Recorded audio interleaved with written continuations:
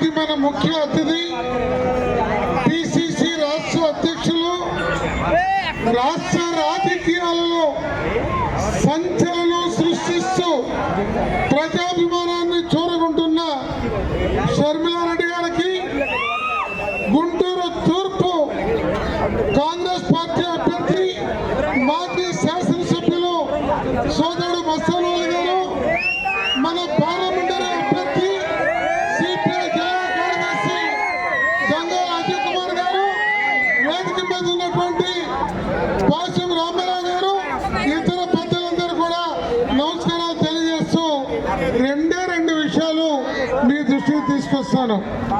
2014 ఎన్నికల ముందు మన వంట గ్యాస్ ధర ఆనాడు 410 రూపాయలు ఉంది.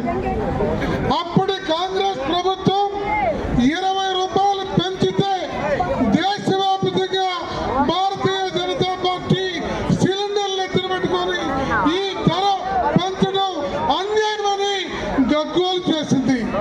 అలాంటి గగ్గోలు చేసిన భారతీయ జనతా పార్టీ అధినాయకుడు, ప్రధానమంత్రి అతను అధికారంలోకి వచ్చిన ఈ 10 సంవత్సరాల్లో 430 నుండి 1150 రూపాయలకి, అంటే 2 రెట్లు వంట గ్యాస్ ధర పెంచి సామాన్య మధ్యతరగతి ప్రజల నది విరిచిన విషయాన్ని ఈ దేశ ప్రజలందరూ కూడా, మహిళా సోదరిమణులందరూ కూడా గుర్తించాలా. అలాంటి నరేంద్ర మోడీ ఈనాడు పచ్చి అబద్ధాలు మాట్లాడుతున్నాడు. అలాగే డీజిల్, పెట్రోల్ 67, 73 ఉన్న ధరలు ఈనాడు 97, 109కి లీటర్ పెరిగిపోయింది డీజిల్, పెట్రోల్. ఇది ఆ ప్రభుత్వం యొక్క పేద ప్రజల వ్యతిరేకతకి నిదర్శనం. అలాగే ఆనాడు అద్వానీ ఇండియా షైనింగ్ అన్నాడు, బీజేపీ దారుణంగా ఓడిపోయింది. ఈ రోజు మోడీ రేపు భారీ ఓటమిని చవి చూడబోతున్నాడు.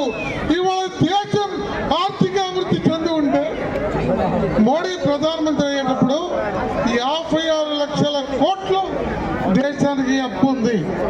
ఈనాడు 10 సంవత్సరాల తర్వాత 208 లక్షల కోట్లకి అప్పు పెరిగిందంటే ఈ దేశం ఆర్థికంగా అభివృద్ధి అయిందా, అప్పుల్లో దివాళా తీసిందా అంటే మన జగన్మోహన్ రెడ్డి గారికి ఆయన పోటీ పడుతున్న విషయాన్ని మనం చూస్తున్నాం. మరొక అంశం, డాలర్తో రూపాయి పోల్చుకుంటే 10 సంవత్సరాల నాడు 67 రూపాయలు ఉన్న డాలర్ ఈ రోజు 83 రూపాయలకి రూపాయి విలువ పడిపోయింది.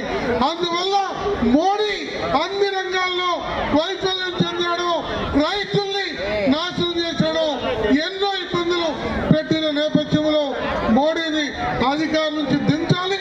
ఈ రాష్ట్రంలో మోడీ అనుకూల పొత్తు కానీ, కూటమి కానీ, లేకపోతే వారికి బానిసత్వం చేస్తున్న ఈ పార్టీల్ని పక్కన పెట్టి ఇండియా కూటమిని, కాంగ్రెస్, కమ్యూనిస్టుల్ని గెలిపించాలని ఈ సందర్భంగా మీ అందరికీ విజ్ఞప్తి చేస్తూ సెలవు తీసుకున్నాం. Thank you.